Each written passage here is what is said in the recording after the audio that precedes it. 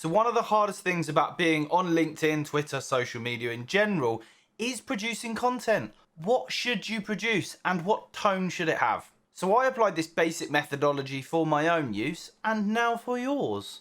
It's a 5-step plan. It's an acronym, so it's nice and easy for you to follow. And I call it C.U.R.V.E.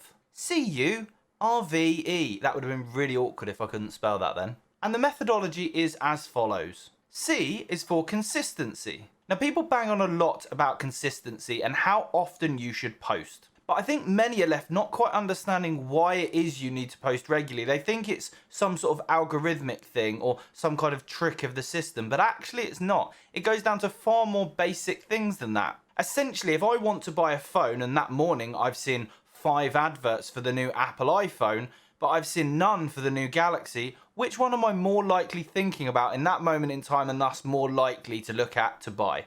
And it's exactly the same with LinkedIn. You want to be as consistent and as visible to your customers as possible so that when they want to buy the thing that you sell, you're in the forefront of their mind. It's not even that clever in terms of psychology when you think about it. It's literally just bulldozing yourself to the front of the queue. Because a lot of people make that mistake with LinkedIn. They think it's about selling to their customers here and now, and it's actually not.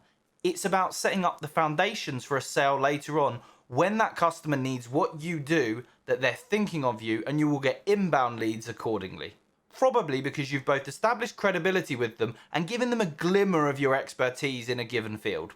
U is for uniqueness. Now, nobody else is as good at being you as you. Unless you've got some kind of creepy impressionist who follows you around. That probably call someone about that, if you have. But that uniqueness is something you really need to leverage on social media. Now, because of the path that your career has taken, nobody else is likely to have had exactly the same experiences that you've had. And experiences create a unique perspective on the world, a unique way of solving particular problems, a unique outlook. And it's that unique outlook that you need to leverage and to share with the world. Because you don't ever want to copy someone else, because that content's already available. And if they were doing it before, they're probably already better at it than you. And on that note of uniqueness, don't let people tell you what you should be doing on social media. I know I'm doing that kind of now, but bear with me. For example, I hear that people get told all the time about you need to create a blog. You must start doing videos. You absolutely mustn't if those aren't things that you're good at. Find your niche, find the thing that you excel at, your best way of communicating to your customers, and double down on that type of content. And that might be blogging, that might be photography, that might be videography, that could just be long form posts on LinkedIn. For some mentalists, it might even be polls. But whatever it is that you excel at, do that thing, because nobody wants to watch someone who's a black hole of charisma hosting some kind of podcast. It'll be really atrocious and it won't have the results that you want it to. R is for real. And this has kind of got 2 meanings for me. Firstly, don't try and automate your entire sales cadence. Just engage with people as you. People can see through it a mile off when you're using bots to outreach to them. And actually, it's going to annoy most of your potential customers. But secondly, be a real, authentic version of yourself. Dial it up, dial it down, but it should be you. And I see this a lot with the kind of corporate facade that people put on. They want to come across a certain way. They're worried about people seeing the real them in case it's wrong. It can't be wrong. Better to fail being you than succeed being someone you're not. And actually, we're pretty smart as human beings. We can see through it when someone's putting on an act and not being authentically themselves. And actually, people feel more comfortable around other people who they can visibly see are being genuine and authentic. V is for vulnerable. And I'm not talking about wanting to see videos of you crying in the corner. What I'm talking about here is, and it really goes back to the real and authenticity in the previous comment, is people want to see a genuine version of yourself. They want to see humility. They want to see your weakness. They want to feel that they can in some way identify with you. And talking openly about your failures, your struggles, and being a real human being makes it really easy to do that. And I've always found that giving that little thread of vulnerability, that little thread of humility in some of the stuff that you put through, that's when my DMs seem to open up more. That's when people seem to contact me. We discuss things. We have deeper conversations that build actual, genuine human relationships. It's when it really does become social media. So one of the principles I work on is that people remember emotions more than most things. So they remember people who made them angry, people who made them laugh, people who made them cry. They remember those kinds of people. But it's very hard to feel close to or to identify with a brand, a corporate facade, something that isn't real, which is why generally you'll see that people have more followers than companies do. Because people fundamentally crave that human-to-human interaction. So be willing to show your vulnerability. Be willing to be a human. People don't want you to be flawless, because if you're flawless, they can't identify with you and it makes them feel bad about themselves. If you're flawed, they'll see a little bit of themselves in you and that helps them to want to speak to you. E is for engage. And this is the one that most people, I think, miss out on. And all of the clients that I've worked with, that I've had a little look on their LinkedIn and seen that they're not really getting traction and they don't really believe in it, is largely because they take, but they never give. They're constantly on what my former colleague, John Price, says, broadcast mode. And anyone who works in sales has heard that phrase, if you've got one mouth and two ears, use them in that proportion. In social media, that is amplified so many times over. You need to act as though you have one mouth and you have 100 ears. To build a network, to build tribes, and I did a video on this recently, you need to be very visibly listening to people. So as a salesperson, we work a lot on things like active listening. Really? Yeah. Excellent. Great. Yeah, so let me just repeat that back to you. Yeah. Brilliant. We actually do that.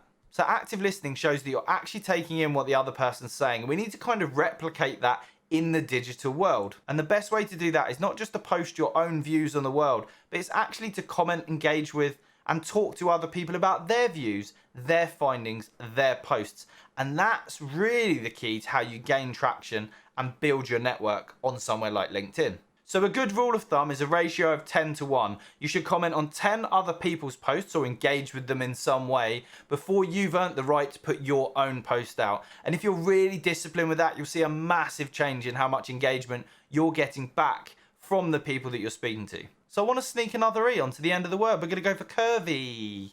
And that second E is for everything is content. And that's a real mindset change that I need you to have throughout your working day about things that happen to you. Now, the biggest problem that people have is they often think, oh, I don't know what to post about.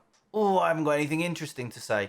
The reality is most of what's happened to you in a working day, there'll be some value that other people can take out of it. There's some lessons to learn. There's something interesting that happened that you can take from it.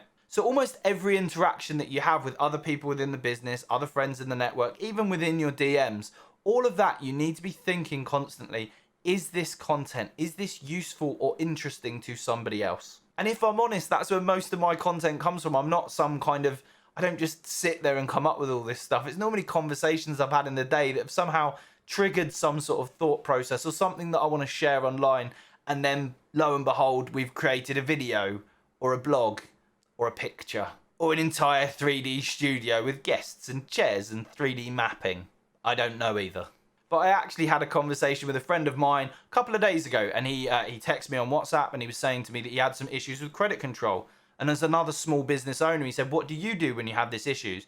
And we chatted about it for about an hour. It wasn't an hour, it was about 10 minutes. It probably felt like an hour for him. But the point being, we chatted back and forth and I shared some ideas on how I might resolve it, how I might tackle it. And the conversation went on from there and he started talking to me about how I use LinkedIn and how I get leads from it and what he should be doing. And actually I called back to the conversation that we'd just had. And I said to him, actually, the conversation we've just had is content in two ways, and it might even be two different pieces of content. Firstly, you messaged me because you wanted some input into a problem that you were having. Now, the chances are that other people are having that exact same problem, and I gave you some ideas on how you might tackle it. Now, that in itself is a piece of content for you to share. Secondly, you had a problem that you had identified, that there are lots of other people that we've already said would be having this same problem. So why not ask your network for their advice, their thoughts on how they would tackle it? It's a lovely call to action. It brings some engagement back and it encourages your network to actually contribute to the conversation. But it's a real change of mindset for you to be thinking of that with every interaction you have throughout the day. I actually keep a sticky note open on my screen at all times and I just dump ideas that I have during the day of things that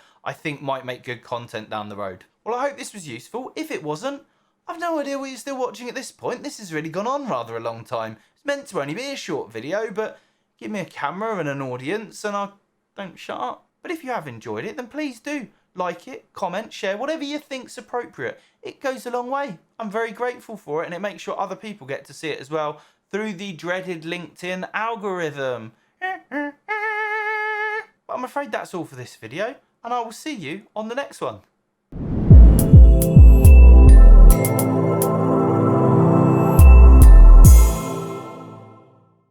Well, you're a glutton for punishment, staying all the way to the end, but I really appreciate it. Now, if you want more content like this, please make sure to subscribe over here, somewhere. Am I anywhere near it? Not sure.